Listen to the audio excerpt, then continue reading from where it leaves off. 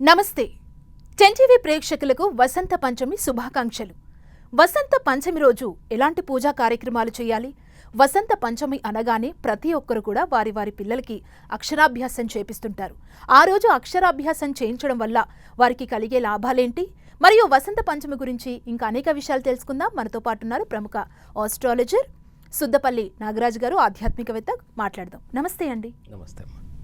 వసంత పంచమి అనగానే ప్రతి ఒక్కరు కూడా వారి వారి పిల్లల్ని బాసర సరస్వతి అమ్మవారి దగ్గర కానీ జ్ఞాన సరస్వతి అమ్మవారి చెంతకు తీసుకువెళ్ళి అక్షరాభ్యాసం చేయించాలి అని చాలామంది నమ్ముతుంటారు. ఆ రోజు అక్షరాభ్యాసం చేయించడం వల్ల పిల్లల ఫ్యూచర్ ఎలా ఉంటుంది? మీరేం చెప్తారండి? మాఘ శుద్ధ పంచమిని వసంత పంచమిగా చెప్తారమ్మా. అలాగే దీన్ని శ్రీ పంచమి అని కూడా చెప్తారు. అయితే దీన్ని మదన పంచమి అని కూడా చెప్తారు. అది 3 రకాలుగా చెప్తారు. 3 రకాలుగా ఎందుకు చెప్తారో మనం చెప్పుకుందాం. ఇక్కడ ఈ వసంత పంచమి రోజున సరస్వతీదేవి అమ్మవారు జన్మించారని, కాబట్టి ఆమె జన్మించినటువంటి రోజున మనం ఆమెని స్మరించడం ద్వారా, ఆమెని పూజించడం ద్వారా మన యొక్క అజ్ఞానాన్ని పోగొట్టుకొని జ్ఞానాన్ని ప్రసాదించడం ద్వారా మనం జీవితంలో ముందుకు వెళ్ళేదానికి కావలసిన దారులు మనకు లభిస్తాయని మన పూర్వీకులు ఈ వసంత పంచమి రోజున సరస్వతీదేవి అమ్మవారిని పూజ చేస్తారు.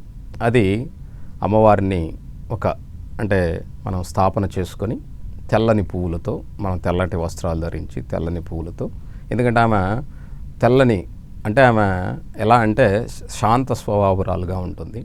ఆమె జ్ఞానశక్తి కాబట్టి జ్ఞానం కలిగిన వాళ్ళు ఎవరు కూడా అందుకే చెప్తుంటారు, మౌనంగా ఉన్నటువంటి వాడు చేతగాని వాడు కాదు, మౌనంగా ఉన్నవాడు మేధావి అని. అలాగా ఆ మౌనంలోనే చాలా గొప్ప ఆలోచనలు ఉంటాయి. ఆ ఆలోచన శక్తిని జ్ఞానశక్తి అంటాం. ఆ జ్ఞానశక్తి మనకు లభించడం కోసం మనం ఏ విధంగా ఉండాలి అనేదాన్ని ఈ వసంత పంచమి రోజున మనకి ప్రకృతిని అనుసరించి మనకు చెప్పారు. ఎందుకంటే ప్రకృతిని చూసి మనిషి ప్రతిదీ నేర్చుకున్నాడు.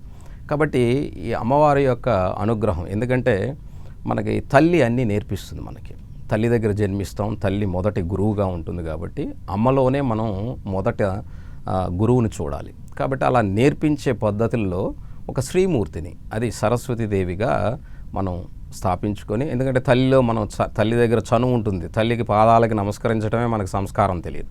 కానీ ఒక భయం, భక్తి, లేకపోతే నీకేదో లాభం వస్తుంది అంటే ఖచ్చితంగా ఒక రూపాన్ని అక్కడ అలంకరించి ఆ రూపానికి సాష్టాంగ నమస్కారం చేస్తాము. కానీ మన కన్న తల్లికి ఆ రోజున చక్కగా ఒక మంచి చీర ఇచ్చి, వయసు వచ్చిన తర్వాత అయినా సరే ఆమెని కాళ్ళకి నమస్కరించుకొని ఆమె ఆశీర్వాదం తీసుకుందామని చాలామందికి తెలియదు, చాలామంది చేయరు కూడా. అదే పూజ చేస్తే నీ కష్టాలు తొలగుతాయి, లేదా నీకు జ్ఞానం లభిస్తుంది, లేకపోతే నువ్వు చాలా గొప్పవాడివి అవుతావు, నువ్వు ఎగ్జామ్స్లో బాగా పాస్ అవుతావు, ఇలా చెప్తే ఖచ్చితంగా చేస్తారు. అయితే అమ్మవారిని స్థాపించుకోవడం, అమ్మవారు అంటే ఎక్కడ నుంచి ఉండదు, మన ఇంట్లోనే మన అమ్మ దగ్గరే అమ్మవారు అనేది మొదలెట్టాలి. కానీ అంత సంస్కారం మనకు లేదు. కాబట్టి మనం ఏం చేస్తామంటే ఒక భక్తితో ఒక అమ్మవారిని, అంటే ఒక పసుపు ముద్దతో అయినా సరే, లేదా ఒక కలశ స్థాపన చేసి అమ్మవారిలో అలంకరించుకుని అయినా సరే, మనం రేపు వసంత పంచమి రోజున ఉదయం 7:09 నుంచి మధ్యాహ్నం 12:30 మధ్యలో ఈ పూజా కార్యక్రమాన్ని మొదలు పెడతారు. అది అమ్మవారు శ్వేత వస్త్ర కాబట్టి శ్వేత వస్త్రాలు ధరించి చేయటం ద్వారా మంచి లభిస్తుంది. ఎందుకంటే శ్వేత వస్త్రం అనగానే చాలామందికి తెలుపు అనగానే తెల్లటి వస్త్రంలో రంగు లేదనుకుంటారు. కానీ తెలుపు 7 రంగుల మిశ్రమం, ఒక రంగు కాదు. కాబట్టి 7 రంగుల మిశ్రమం తెలుపు. కాబట్టి అన్ని వర్ణాలు మన మీద ఉంటాయి. కానీ తెల్లగా ఉన్న దానివల్ల అంటే మన మాలిన్యం లేనటువంటి మనస్సు అని అర్థం. యాక్చువల్గా మాలిన్యం లేనటువంటి మనస్సుతో అమ్మవారిని అడిగితే మనకి జ్ఞానం ప్రసాదిస్తుంది అన్న విశ్వాసానికి సింబలైజ్డ్గా మనం ఈ యొక్క తెల్లటి వస్త్రాలని ధరిస్తాం. అయితే ఇక్కడ పిల్లలకి వసంత పంచమి రోజున అక్షరాభ్యాసం చేయటం ద్వారా, ఎందుకంటే శ్రీ పంచమి అని అంటాం కదా, శ్రీ అంటే సకల శుభములు, సకల ఐశ్వర్యము కలిగించేటువంటిది ఈ శ్రీ పంచమి అంటాం. అంటే వసంత పంచమిని కూడా శ్రీ పంచమి అంటాం. శ్రీ అంటే మనకి సంపద అని అర్థం, అలాగే జ్ఞానము అని అర్థం. ఇలా రకరకాలుగా శ్రీ అంటే గౌరవం, చాలా రకాలైనటువంటి అర్థాలు వస్తాయి. కాబట్టి ఈ శ్రీ పంచమి రోజున పిల్లలకి అక్షరాభ్యాసం చేయటం ద్వారా వాళ్ళకున్నటువంటి జ్ఞానం అంటే వాళ్ళకు చదువుకునేటువంటి విద్యలో, అలాగే వాళ్ళకి ధారణాశక్తి కలిగేదానికి, అలాగే వాళ్ళకున్నటువంటి జ్ఞాపక శక్తి బాగా పెరిగి వాళ్ళు చక్కగా చదువుల్లో రాణించేదానికి అవకాశం ఉంటుందన్నటువంటి ఒక దృఢమైనటువంటి విశ్వాసంతో ప్రతి చిన్న పిల్లవాడికి ఈ యొక్క వసంత పంచమి లేదా శ్రీ పంచమి రోజున అక్షరాభ్యాసం చేస్తూ ఉంటారు. అన్నీ సరస్వతి అమ్మవారి యొక్క దేవాలయాలన్నీ కూడా కిటకిటలాడుతుంటాయి. అయితే వెళ్ళలేనటువంటి వాళ్ళకి నేనేం చెప్తానంటే, మీరు బాధపడాల్సిన అవసరం లేదు. మీరు చక్కగా తల్లిని మించినటువంటి గురువు, తల్లిని మించినటువంటి దైవం ఈ ప్రపంచంలో ఎవరు లేరండి. కాబట్టి మీరు చక్కగా వెళ్ళలేనటువంటి వాళ్ళు మీ ఇంట్లో తల్లే ఆ బిడ్డకి చక్కగా అన్నీ శుభ్రంగా వాళ్ళ పూజ గదిని చేసుకొని, అలాగే తల్లి బిడ్డను చక్కగా అలంకరించుకొని, తల్లే ఎవరు అవసరం లేదు, చక్కగా ఒక బలపం తీసుకొని, ఒక పలక తీసుకొని తన బిడ్డను ఒళ్ళో కూర్చోబెట్టుకొని ముద్దుగా అమ్మవారిని తలుచుకొని, అమ్మవారిని తలుస్తూ ఆ బిడ్డ చేత అక్షరాలు రాయించడం, దిద్దించడం నేర్పించినా కూడా ఎక్కడో దేవాలయాల్లో వెళ్ళి లైన్లో నుంచుకొని తోసుకొని ఇబ్బంది పడి లేక వెళ్ళలేకపోయామని బాధపడే కన్నా కూడా తల్లి ఒడికి మించినటువంటి గుడి ఈ ప్రపంచంలో ఎక్కడా లేదు. కాబట్టి మీరు దయచేసి ఇది గుర్తుపెట్టుకోండి. ఎక్కడికో వెళ్ళలేకపోయామని, అక్కడ మాకు సౌకర్యాలు సరిగ్గా లేవని ఇలాంటి బాధపడే కన్నా మీ ఇంట్లో మీ దైవ మందిరానికి మించినటువంటి గుడి, అందులో అమ్మఒడిలో కూర్చోబెట్టుకొని అమ్మవారిని తలుచుకుంటేనే చాలు. జ్ఞాన సరస్వతి దేవి అమ్మవారిని తలుచుకొని మీ బిడ్డ చేత అక్షరాభ్యాసం మొదలుపెట్టించి, మీకు తోచిన నైవేద్యం, అది పాలతో అయినా మీ ఇష్టం, ఇంట్లో తేనున్నా ఒక పంచదార పలుకున్నా సరే మీ బిడ్డకి నాలుక మీద వేసినా కూడా అది అమ్మవారి ఆశీర్వాదంగా ఉంటుంది. లేదా ఒక చెరుకు దొరికినా కూడా పర్వాలేదు, అంత చెరుకు ముక్క నోట్లో పెట్టినా కూడా సరిపోతుంది, లేదా అంత బెల్లం ముక్క పెట్టినా కూడా సరిపోతుంది. కాబట్టి ప్రకృతిలో ఉన్నటువంటి నియమాన్ని అనుసరించి మనకి మదన పంచమని కూడా అంటారు. మదన పంచమి అంటే ఇప్పుడు ఈ వసంత పంచమి నుంచి ఆకులు రాలిపోయి చెట్లన్నీ కూడా ఇక్కడి నుంచి ఈ మదన పంచమి రోజున రథీ మన్మధుల యొక్క కలయిక వల్ల ఈ ప్రకృతి చిగురించటం మొదలవుతుంది, ఈ సృష్టి మొదలవుతుంది అని చెప్తారు. కాబట్టి ఈ శ్రీ పంచమి రోజునే, ఈ మదన పంచమి రోజునే చెట్లలో ఉన్నటువంటి ఆకులన్నీ కూడా రాలిపోవటం మొదలెట్టి లోపల ఉన్నటువంటి చైతన్యం, అంటే సృష్టికి మొదలయ్యేటటువంటి చైతన్యం మొదలవుతుందని, ఈ చైతన్యం మొదలైన తర్వాత రథసప్తమి రోజున, అంటే తర్వాత 2 రోజులకు రథసప్తమి వస్తుంది. ఈ రథసప్తమి రోజున సూర్యుడి యొక్క వెలుతురు బాగా ప్రకాశవంతంగా వెలగటం ద్వారా, చెట్లకి మంచి వెలుతురు తగలటం ద్వారా, కిరణజన్య సంయోగ క్రియ అని అంటాం, అది జరగటం ద్వారా మొక్కలు చిగురించడం మొదలెడతాయి. చిగురించి ప్రకృతిలోకి కొత్త రూపాన్ని బయటికి తీసుకొస్తాయి. శివరాత్రి రోజుకి లింగోద్భవం అంటాం. లింగోద్భవం అంటే శివరాత్రి రోజున అంటే అర్థం ఏమిటంటే బీజం మొలకెత్తుతుంది అని అర్థం. అంటే చెట్లలో ఉన్నటువంటి చైతన్యం మొగ్గగా బయటకు వస్తుంది. ఆ మొగ్గలోనే పువ్వులు వస్తాయి. ఆ పువ్వులు ఈ శివరాత్రి నాటికి ఆ లింగోద్భవం జరిగి ఉగాది నాటికి మనకి చక్కగా కాయలు, చిన్న చిన్న కాయలు మొదలవుతాయి. అంటే కొత్త సృష్టి ఉగాది రోజుకి వచ్చేస్తుంది అనమాట. ఇంత ప్రాసెస్ వసంత పంచమి నుంచి, రథసప్తమి నుంచి, శివరాత్రి నుంచి మనకు ఉగాది వరకు జరుగుతుంది. ఉగాది నుంచి మనకి కొత్త సంవత్సరం మొదలవుతుంది. ఇలాగ ఈ వసంత పంచమికి ఇంత గొప్ప విశేషమైనటువంటి లక్షణం ఉంది. కాబట్టి వసంతుడు అంటాం. వసంతుడు అంటే మనం ప్రకృతి కొత్త నూతన చైతన్యాన్ని తీసుకొచ్చేటువంటి రోజు మొదలవుతుందని. ఆ తర్వాత రథసప్తమి నుంచి శివరాత్రి నుంచి ఉగాది. కాబట్టి వసంత పంచమి అనేది చాలా విశేషమైనది. ఇందులో జ్ఞానం అనేది మనం నేర్చుకోవాల్సింది జ్ఞానం. అందుకే ఆ జ్ఞానానికి జ్ఞానశక్తి అమ్మవారి రూపంలో మనం తలుస్తాం. కాబట్టి దానికి ప్రతీకగా, అంటే 3 శక్తులు ఉంటాయి మనందరికీ తెలుసు, జ్ఞానశక్తి, ఇచ్ఛాశక్తి, క్రియాశక్తి. ఆ జ్ఞానశక్తి, నాలెడ్జ్ అనేటువంటిది చాలా గొప్పది. ఆ నాలెడ్జ్ ఉండటం ద్వారా నువ్వు ఒక పనిని చేస్తావు, ఆ పనిని చేయటం ద్వారా నీకు ఒక ఫలితం వస్తుంది. సో ఏదైనా కూడా గొప్పగా నాలెడ్జ్ ఉన్నటువంటి వాడు ఎక్కువ మాట్లాడరు అని చెప్తారు. కాబట్టి నాలెడ్జ్ అనేది ముఖ్యమైనది. కాబట్టి సరస్వతీదేవిని ఈ వసంత పంచమి రోజున చక్కగా వాళ్ళ యొక్క సౌకర్యాన్ని బట్టి, వాళ్ళ శక్తిని బట్టి, వాళ్ళ మనసును బట్టి వాళ్ళు ధ్యానించడం ద్వారా తప్పకుండా వాళ్ళకున్నటువంటి జ్ఞానం వికాసం జరగబోయేటువంటి రోజుల్లో వాళ్ళ యొక్క జీవన ప్రణాళికను చక్కగా వేసుకొని రాణించగలరని అమ్మవారి దయా ఆశీస్సులు అందరికీ ఉండాలని కోరుకుంటున్నాను. గురువుగారు, పిల్లలకు సంబంధించి మీరు చాలా చక్కగా చెప్పారు. వసంత పంచమి రోజు పిల్లలే కాదు పెద్దవాళ్ళు ఆ సరస్వతి అమ్మవారిని ఎలా కొలవాలి, మీరేం చెప్తారు? ఇక్కడ పెద్దవాళ్ళైనా కూడా అమ్మ, ఇప్పుడు నేను అదే చెప్పాను, దేవాలయాలకు వెళ్ళగలిగిన వాళ్ళు వెళ్ళండి, వాళ్ళ స్థాయిని బట్టి, వాళ్ళ శక్తిని బట్టి. వెళ్ళలేనటువంటి వాళ్ళు ఇంట్లోనే అమ్మవారిని ఒక కలశ రూపంలో స్థాపించుకొని, మీకు శక్తి ఉన్నట్లయితే ఒక గురువుగారిని పిలుచుకొని ఆ గురువుగారి యొక్క సమక్షంలో చక్కగా గురువుగారు చెప్పిన విధంగా మీరు చేసుకోవచ్చు. లేదు మాకు ఆ స్తోమత లేదు అనుకుంటే మీరే ఏం వచ్చినా రాకపోయినా, అంటే మనకి అమ్మవారిని స్తుతించడానికి కావలసినటువంటి మంత్రోచ్చారణ వచ్చినా రాకపోయినా కూడా మనసులో ధ్యానించినా చాలు. ఒక కలశ స్థాపన చేసుకొని నీ శక్తి మేరకు నైవేద్యాన్ని పెట్టుకొని ఉదయం 7:09 నుంచి మధ్యాహ్నం 12:35 మధ్యలో నువ్వు చక్కగా ధ్యానిస్తూ కూర్చున్నా కూడా మీకు ఆ ఫలితం లభిస్తుంది. అలాగే పిల్లలు కూడా అంతే చెప్తున్నాను మీకు. పిల్లలకి చాలామందికి తెలియదు. ఎందుకంటే పిల్లలకి ఏ విధంగా చేయాలో తెలియనప్పుడు, ఇప్పుడు అమ్మ తెలియనప్పుడు బిడ్డకి నేర్పిస్తుంది. అలాగే చాలామంది అంటారు ఇది చేయటం వల్ల దోషం వస్తుంది, సరిగ్గా చేయకపోతే, లేకపోతే అమ్మవారికి కోపం వస్తుంది. ఇది చాలా తప్పండి. నేర్పించే విధానం తల్లి కోపగించుకున్నా కూడా బిడ్డను సరిదిద్దుతుంది తప్ప ఎప్పుడూ కూడా శిక్షించదు. కానీ మన వాళ్ళు ఏం చేస్తారంటే భయాన్ని క్రియేట్ చేస్తారు. భయాన్ని క్రియేట్ చేయమాకండి దయచేసి. ఎందుకంటే భక్తిని క్రియేట్ చేయండి. ఆ భక్తిని ప్రేమతో చెప్పండి. పెద్దవాళ్ళు పూజించేటప్పుడు కూడా పిల్లలు పెద్దలను చూసి నేర్చుకుంటారు.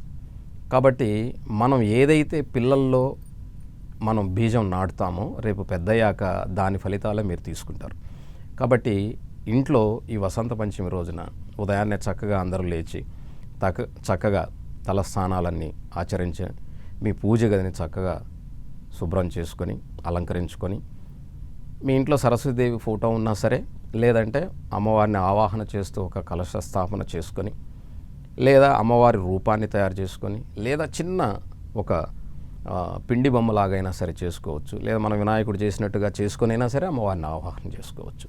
ఎందుకంటే యద్భావం తద్భవతి అని చెప్తాం కదా. మన మనసులో ఎటువంటి భావన ఉందో మనకు అటువంటి ఫలితమే మనకి కనిపిస్తుంది.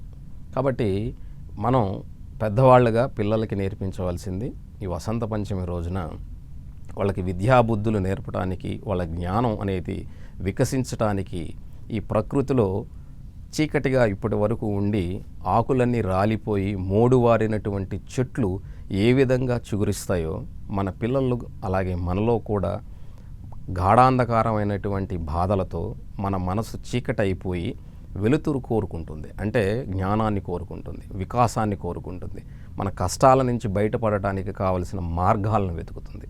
అలా వెతకటానికి కావలసినటువంటి మన మనసుకి చైతన్యాన్ని కలిగించాలి అంటే ఈ రోజున అమ్మవారిని వాళ్ళ యథాశక్తిన పూజించడం ద్వారా, అందరూ మంత్రాలు చదవాలి లేకపోతే ఈ శ్లోకం చదవాలి నేను అలా చెప్పనండి. ఎందుకంటే ఎక్కడ ఇది చెయ్యాలి అది చేయాలి అన్నదే అది మన మనసును బట్టి ఉంటుంది. ఏమీ రానిటువంటి వాడు కూడా వాల్మీకి మహర్షిగా మారినప్పుడు ఆయనకు వచ్చింది చెప్పింది ఒక మంత్రం, నారదుడు రామ అని. ఆ రామ అని కూడా పలకని రాకపోతే ఆయన మరా అని పలికితే దాన్నే స్పీడ్గా పలుకున ఆయన అని చెప్పాడు. అంటే దాన్ని తిప్పి పలికాడు, మరా మరా మరా అని. ఆ మర కాస్త స్పీడ్గా పలికితే 2 అక్షరాలైనా సరే మనం స్పీడ్గా పలికితే మొదటి అక్షరమే కలిసి వస్తుందన్నమాట. కాబట్టి రామ దాన్ని తిప్పి చదివితే మరా, దాన్ని 2 స్పీడ్గా చదివితే రామానే వస్తుంది అనమాట. కాబట్టి తప్పు చదివామా ఉప్పు చదివామా అనే దానికన్నా కూడా మనకున్నటువంటి నాలెడ్జ్ ఏదైతే ఉందో అది ఏది కూడా తప్పు కాదు. మనం చూసేటువంటి భావన మాత్రమే తప్పుగా ఉంటుంది. ఎవరో ఏదో అనుకుంటారనో, నాకు మంత్రాలు రాలేదనో, అమ్మవారిని నేను సరిగా పూజించలేదనో, వాళ్ళు ఆ విధంగా పూజించుకున్నారు, వాళ్ళకి శక్తి ఉంది నాకు శక్తి లేదనో, ఇలాంటివన్నీ పెట్టుకోవద్దు. మీకు కావాల్సినది ఏంటంటే భగవంతుని అనుగ్రహం కలగాలంటే మన మనసు ప్రశాంతంగా ఉండాలి. ప్రశాంతంగా ఉండి మనం ప్రశాంతంగా అమ్మవారిని ధ్యానించినట్లయితే మీకు ఏ మంత్రం వచ్చినా రాకపోయినా 100% మీకు సత్ఫలితం అనేది కలుగుతుంది. మీ పిల్లల్ని దగ్గర కూర్చోబెట్టుకొని అమ్మవారిని చూస్తూ ఉన్నా కూడా చాలు. మీకు ఉన్నటువంటి 4 పుష్పాలు తీసి ఆమెని మనం చూస్తూ, మనకి ఏ మంత్రం రాకపోయినా అలా వదిలేసినా కూడా పాదాల దగ్గర తల్లి నన్ను కరుణించు అంటే తప్పకుండా జ్ఞాన వికాసం పిల్లలకి పెద్దలకి అందరికీ లభిస్తుంది. మీరు భయపడాల్సిన అవసరం లేదు. గురుగారు, శ్వేతవర్ణాన్ని ధరించాలి, అమ్మవారికి ఇష్టమైన వర్ణం అని చెప్పారు కదా. పంచమి రోజు, వసంత పంచమి రోజు ఎలాంటి ప్రసాదాన్ని అమ్మవారికి పెడితే ఇంకా మంచి జరుగుతుంది? ఇప్పుడు అందుకే చెప్తున్నాను, ప్రసాదం అది పెట్టాలి ఇది పెట్టాలని ఎక్కడా లేదు. ఎందుకంటే పాలుతో చేసినట్టు, మనకి పాలు తెల్లగా ఉంటాయి, పాలుతో చేసినటువంటి పాయసం కావచ్చు, అలాగే చెరుకు రసం కావచ్చు, చెరుకు కావచ్చు, పంచదార కావచ్చు, లేదా మీకు చేతనైంది అంత పాలకోవైనా సరే పర్వాలేదు ఆమెకి సమర్పించడం ద్వారా. ఎందుకంటే తీపి మనసుని ఆనందింపజేస్తుంది, కారం మనకు దుఃఖాన్ని తెప్పిస్తుంది. కాబట్టి ఏ ప్రసాదమైనా పేరు భగవంతుని ఏదో చెప్తుంటారన్నమాట తమిళ వాళ్ళు, ఏమని ప్రసాదం పేరుకు పెరుమాళ్ళకి తినేది పంతులు గారని చెప్తారనమాట. అంటే ప్రసాదం అనేటువంటిది అంటే మనం ఇక్కడ ఒక పూజ చేసుకున్నప్పుడు ఏమీ తినకుండా కూర్చుంటారు. దానివల్ల ఏమవుతుందంటే మనకి ఇప్పుడు కొంచెం పెద్దవాళ్ళు అనుకోండి షుగర్లో అవుతుంది. అదే ఒక స్వీట్ అనుకోండి, కొద్దిగా స్వీట్ పెడితే ఏమవుతుందంటే ఆ షుగర్ లెవెల్ అవుతుంది. కాబట్టి ప్రతి మనిషిలోనూ షుగర్ లెవెల్స్ డౌన్ అయిపోతుంది. ఎందుకంటే మనం తినకుండానే పూజకు స్టార్ట్ చేసి అది ఒక్కొక్కసారి ధ్యానంలో కూర్చోవడం ద్వారా ఎక్కువసేపు ఉంటుంది. అదే నైవేద్యం ఉందనుకోండి, అయిపోయిన తర్వాత దాన్ని కొద్దిగా మనం స్వీకరించినా కూడా మన శరీరంలో ఉన్న షుగర్ లెవెల్స్ పెరుగుతాయి. అందుకనే ఖచ్చితంగా ఒక పాయసం లేదా ఒక స్వీటు ఖచ్చితంగా దేవుడి దగ్గర పెడతారు. గురుగారు, వసంత పంచమి చాలా విశిష్టమైన రోజుని మీరు తెలియజేశారు. ఒకవైపు కుంభమేళా కూడా జరుగుతుంది, చాలామంది కుంభమేళాకు వెళ్తున్నారు. వసంత పంచమి రోజు కుంభమేళాలో ఇంకా విశిష్టతలకు సంబంధించి మీరు తెలియజేస్తారా? ఇక్కడ కుంభమేళా ఇప్పుడు నిన్న మౌని అమావాస్య జరిగిందమ్మా. మౌని అమావాస్య కూడా చాలా విశేషమైందని చాలామంది వెళ్ళారు. వెళ్ళినటువంటి వాళ్ళు పాపం తోపులాట్లో 30 మంది చనిపోయారు, 60 మందికి దెబ్బలు తగిలినాయి. నేనేం చెప్తానంటే దయచేసి ఇక్కడ పుణ్యం వస్తుంది అని మాత్రం వెళ్ళకండి. దాని గురించి మనం సపరేట్గా నేను ఇంకొక దీంట్లో చెప్తాను మీకు. వసంత పంచమి రోజున మేము అందరం ఇలా చెప్పటం వల్ల, చాలా విశేషమైందని చెప్పటం వల్ల అందరూ అక్కడికి వెళ్ళి ఇబ్బందులు పడాల్సిన అవసరం లేదు. దయచేసి మీరు చక్కగా మీ ఇంట్లోనే, ఇప్పుడు నేను ఇందాక చెప్పాను కలశ స్థాపన చేసేటప్పుడు మన వాళ్ళందరూ ఏం చేస్తారంటే గంగే చేమనే చేవ గోదావరి సరస్వతి అని మంత్రం చెప్తారు కదా. అంటే అన్ని నదులను ఆవాహన చేస్తారు కదా. అలాగే మీరు వెళ్ళలేనటువంటి వాళ్ళు, ఇబ్బంది పడకుండా మీరు ఆ స్నానం చేయాలనుకున్నటువంటి వాళ్ళు ఆ కుంభం అంటే ఒక కలశాన్లోకి తీసుకొని నీరుని మీరు చక్కగా ఆ మంత్రాన్ని 11 సార్లు ఉచ్చారణ చేసి మీ నెత్తి మీద మీ ఇంట్లో చక్కగా చల్లుకోండి. తప్పకుండా పుణ్యం వస్తుంది. ఎలా అంటారా, నేను ఇంకొక ఎపిసోడ్లో చెప్తాను. ఎందుకంటే నీరు ఈ సృష్టిలో ఎక్కడున్న పరమ పవిత్రమైనది. ఎందుకంటే నీరు లేనిది ఈ జీవికి జీవనాధారం కానే కాదు, జీవి బ్రతకదు. కాబట్టి నువ్వు నదుల్లో మునిగితేనే విశేషం అన్నది దానికి కారణం ఎందుకు చెప్పారో, ఎలా చెప్పారో ఇంకొక ఎపిసోడ్లో నేను తప్పకుండా దాని గురించి చెప్తాను. కాకపోతే వెళ్ళలేనటువంటి వాళ్ళు చక్కగా ఇలా చేసుకోండి, దానివల్ల మీకు మంచి జరుగుతుంది. వసంత పంచమి రోజున ఎక్కడ స్నానం చేసినా, ఏ నదిలో స్నానం చేసినా కూడా మీకు సత్ఫలితం లభిస్తుంది. ఓకే, ధన్యవాదాలు గురువుగారు. వసంత పంచమి విశిష్టతని మా ప్రేక్షకులకు చాలా చక్కగా తెలియజేశారు. ధన్యవాదాలు. నమస్తే అమ్మా. చూశారు కదా వసంత పంచమిపై ప్రత్యేక కార్యక్రమం. చూస్తూనే ఉండండి 10 TV.